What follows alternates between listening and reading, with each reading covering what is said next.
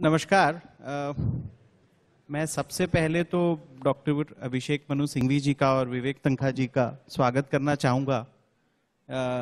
मैं सबसे पहले ये भी कहना चाहूँगा कि मेरे लिए तो ये ड्रीम पैनल है कि इन दोनों को एक तरीके से एक मंच पे साथ पे मुझे प्रश्न पूछने का मौका मिला और बहुत व्यस्तता के बीच दोनों आए हैं। हम सबको पता है कल कोर्ट का आखिरी दिन है और वकीलों को और वो भी देश के जो सबसे टॉप वकील है उनको बुलाना कितना मुश्किल होता है, पर दोनों ने इंडिया न्यूज मंच को समय दिया, इसलिए मैं दोनों का आभारी हूं। और मैं सबसे पहले परिचय दे दूं अपने दोनों पैनलिस्ट का। वैसे आप सब लोग जानते हैं बट फिर भी देने की जरूरत है। डॉक्टर अभिषेक मनु सिंघवी जैसे आप जानते हैं देश के एमिनेंट जूरिस्ट हैं, 3rd time sitting member of parliament हैं। देश में ये additional solicitor general of India के रूप में भी सेवा दे चुके हैं। मेरे लेफ्ट में बैठे हैं विवेक तन्खा जी। विवेक तन्खा जी एडवोकेट जनरल मध्य प्रदेश के रूप में सेवा दे चुके हैं, सुप्रीम कोर्ट के जाने माने वकील हैं और पॉलिटिकली मध्य प्रदेश में ऐसा मुझे नहीं लगता कोई व्यक्ति होगा जो इनको जानता नहीं होगा या इनके बारे में आने वाले हर दिनों में पढ़ता नहीं होगा। ये बहुत ज्यादा दौरे करते रहते और पॉलिटिकली बहुत एक्टिव हैं। बट आज क्योंकि हमारा ये लीगल पैनल है और विषय है संघीय ढांचे के बारे में, फेडरलिज्म के बारे में, सीबीआई का एक तरीके से विषय हम आज उठा रहे हैं, तो इसमें मेरा पहला प्रश्न होगा कि आपने देखा होगा कि पिछले कुछ दिनों में लगभग 7 ऐसे राज्य हैं जिन्होंने सीबीआई को एक तरीके से जो जनरल कंसेंट था सेंट्रल ब्यूरो ऑफ इन्वेस्टिगेशन का वो विड्रॉ कर दिया।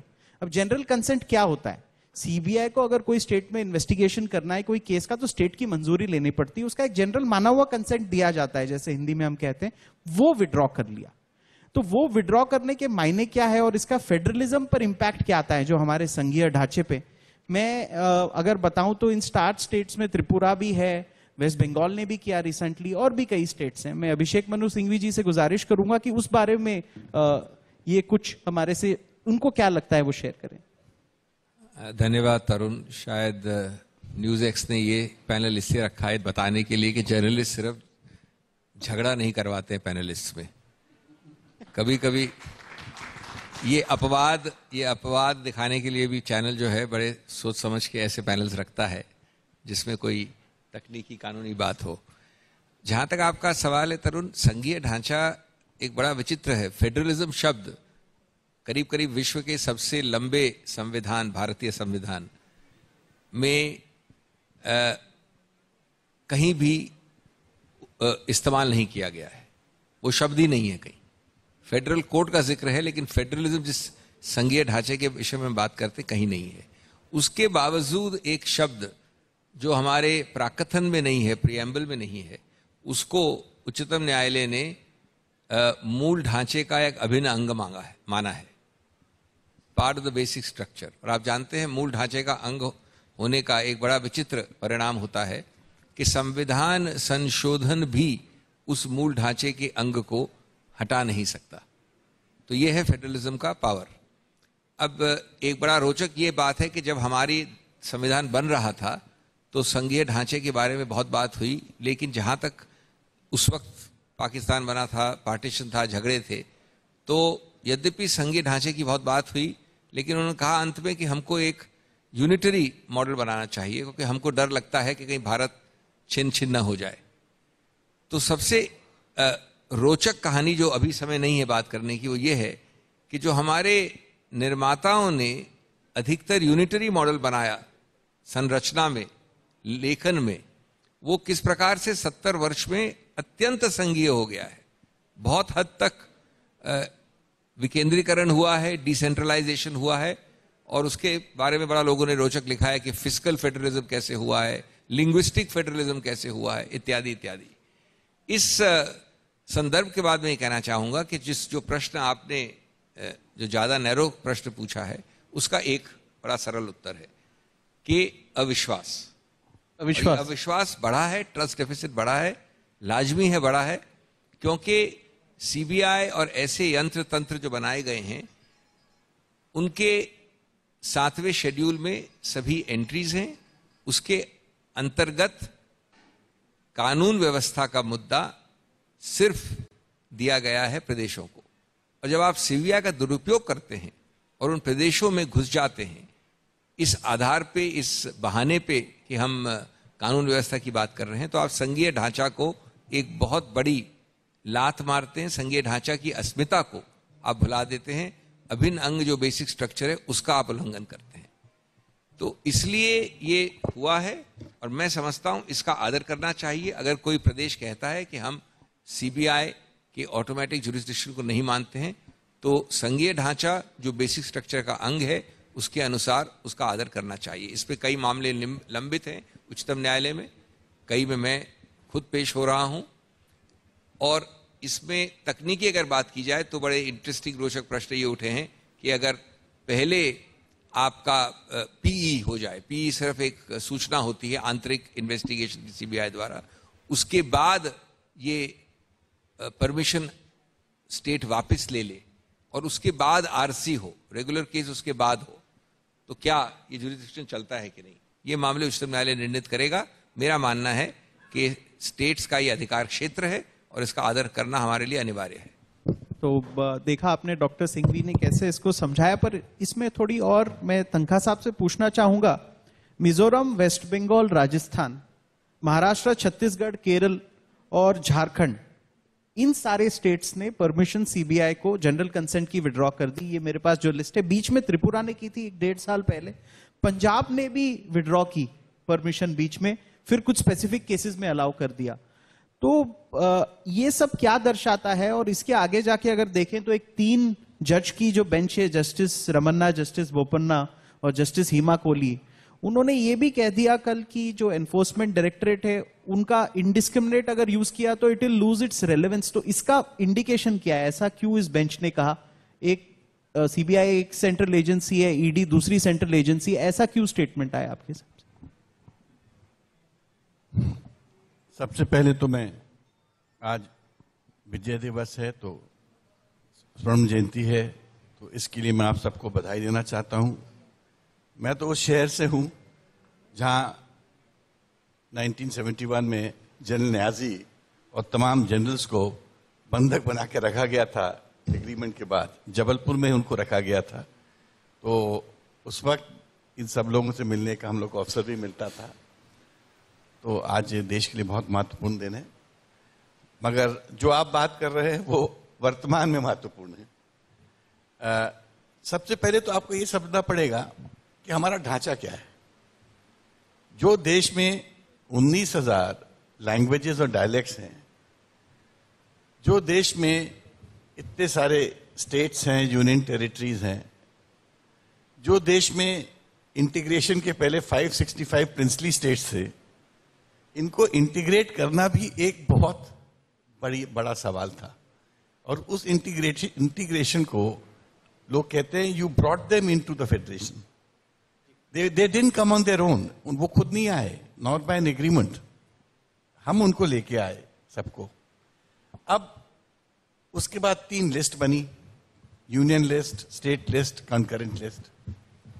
Law and order state list का सब्जेक्ट है जी। और अगर आप यूएस में भी देखोगे, अगर कोई मर्डर होता है तो एफबीआई नहीं आती है जांच करने, वहां के जो लोकल शेरिफ है वो जाके जांच करता है। मुझे तो यही समझ नहीं आ रहा है इस देश में कि हर वक्त हम सीबीआई की बात क्यों करते हैं। नॉर्मल जो नॉर्मल क्राइम को भी पुलिस वाले ने किसी को थाने में मार दिया तो आप कहते हैं सीबीआई की जांच होनी चाहिए। कोई भी थोड़ा सा राजनीतिक जो प्रश्न होता है जिस क्राइम में आप कहते हो सीबीआई की जांच होनी चाहिए। हमको अपनी संस्थाओं को ठीक करना पड़ेगा, पहले हमको अपने कैरेक्टर को ठीक करना पड़ेगा। आपके डिस्ट्रिक्ट लेवल में जो जांच एजेंसीज हैं वो ही ऐसी होनी चाहिए जो निष्पक्ष जांच करे। अगर हर केस में अगर आप सीबीआई का उपयोग करने लगोगे तो फिर आर यू ट्राइंग टू से कि आपको ये सब पुलिस फोर्स वगैरह की जरूरत नहीं है स्टेट्स में। और दूसरी बात इसमें महत्वपूर्ण यह है कि जब सीबीआई जैसी एजेंसीज का ओवर उपयोग होने लगता है, जो उपयोग से बहुत ज्यादा होता है, और उनको एक राजनीतिक वेपन बना दिया जाता है, तो जैसे मेरे दोस्त अभिषेक जी कह रहे थे, यस डिस्ट्रस्ट आएगा। क्योंकि इन ए फेडरेशन हर सरकार सेंट्रल गवर्नमेंट से मैच तो नहीं कर सकती, चाहे वो कांग्रेस हो या बीजेपी हो। जब कांग्रेस थी तब भी दूसरे दलों की सरकारें थी स्टेट्स में, और अब बीजेपी है तो भी दूसरे दलों की सरकारें स्टेट्स में रहेंगी। तो कोई भी ऐसी व्यवस्था मत लाइए कि सेंटर अपनी विल अपनी एजेंसी के माध्यम से स्टेट्स पे इंपोज करे और स्टेट को एम्बैरेस करे। ये एम्बैरेसमेंट अगर नहीं होता तो स्टेट्स कभी कंसेंट विड्रॉ नहीं करती। तो मेरा ये कहना है कि समवेयर हमारा गवर्नेंस में फॉल्ट है। लॉ में देखिए, लॉ तो सब ठीक रहता है, लॉ में कोई दिक्कत नहीं है, लॉ थोड़ी कहता है कि लॉ को मिसयूज करो। बट जब गवर्नमेंट्स आ जाती हैं which start using these agencies for their own purpose, अपने उपयोग के लिए, तो अविश्वास दूसरी तरफ स्टार्ट हो जाता है। और अब एक ही इसमें एक विकल्प रहता है, जब कोई स्टेट नहीं मान रही है तो आप सुप्रीम कोर्ट जाओ, हाई कोर्ट जाओ, कॉन्स्टिट्यूशनल कोर्ट्स हैं, constitutional courts can always order CBI inquiry. तो मेरा तो कहना है कि CBI inquiry should be in rarest of rare cases. Local police force का ही एसआईटी बनना चाहिए, वहां भी बहुत अच्छे अच्छे अफसर हैं। अल्टीमेटली सीबीआई में तो वही अफसर आते हैं जो स्टेट्स में रहते हैं। तो एक कुछ व्यवस्थाएं में बदलाव आना चाहिए, कुछ विश्वास में बदलाव आना चाहिए। एक आखिरी प्रश्न पूछना चाहूंगा मेरे दोनों पैनलिस्ट से। 2013 में पिंजरे में बंद तोता कहा था सुप्रीम कोर्ट ने सीबीआई को। इस बात को 7-8 साल हो गए। CBI Delhi special police establishment act के तहत बनी। ये दिल्ली पुलिस का एक अंग थी, यानी इसको सिर्फ दिल्ली में इन्वेस्टिगेट करने की पावर थी। अब एक दिल्ली पुलिस की ब्रांच पूरे देश में एक तरीके से इन्वेस्टिगेट कर रही है, इसको भी लेकर सवाल उठते हैं। आप इसके बारे में क्या कुछ कहना चाहेंगे? मुद्दा वही है तरुण, मुहावरा का इस्तेमाल किया था, केज्ड पैरेट। मैं आपसे पूछना चाहता हूं इस प्रश्न के संदर्भ में, अगर कोई पिंजरे में बंद है तो शायद सही नहीं है, लेकिन पिंजरे में बंद होना ज्यादा बुरा है या इतना खुला घूमना कि किसी घर में बिना बुलाए घुस जाना, वो ज्यादा बुरा है?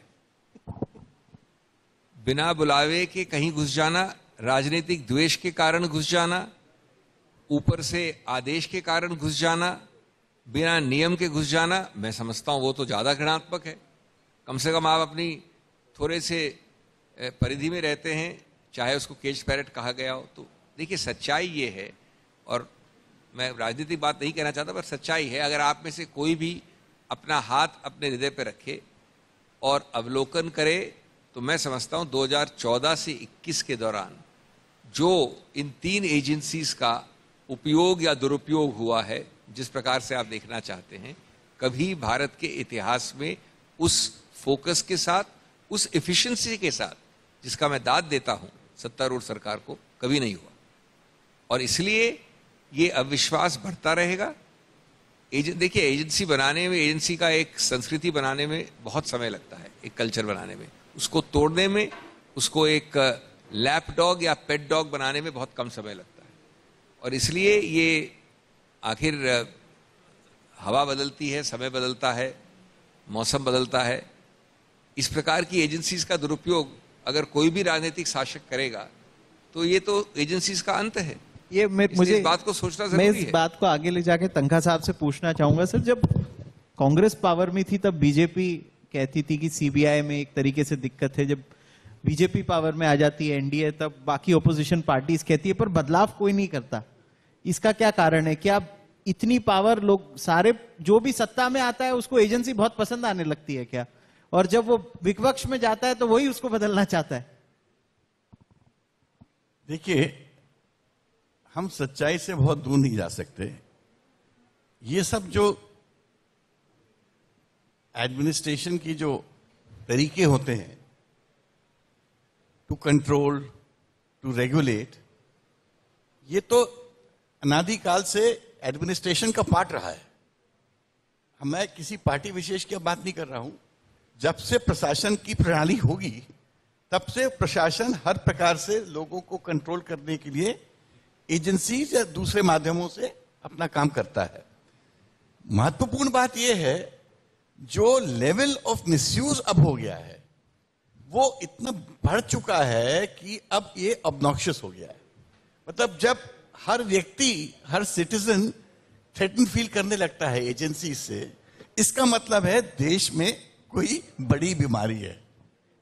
इसी के साथ मैं जो ये छोटी लॉ पे चर्चा थी इसका समाप्त करना चाहूंगा, और विशेष रूप से डॉक्टर अभिषेक मनु सिंघवी, विवेक तनखा साहब, मैं फिर कहना चाहूंगा सुप्रीम कोर्ट का कल आखिरी दिन है, वकीलों को पता होता है इसका महत्व, इन्होंने समय निकाला और ये आए, मैं दोनों का बहुत बहुत आभारी हूँ। मगर हम कुछ और इनका कीमती समय लेंगे अब, क्योंकि अब लीगल चर्चा तो हो गई तरुण, अब थोड़ा राजनीति की ओर बढ़ते हैं।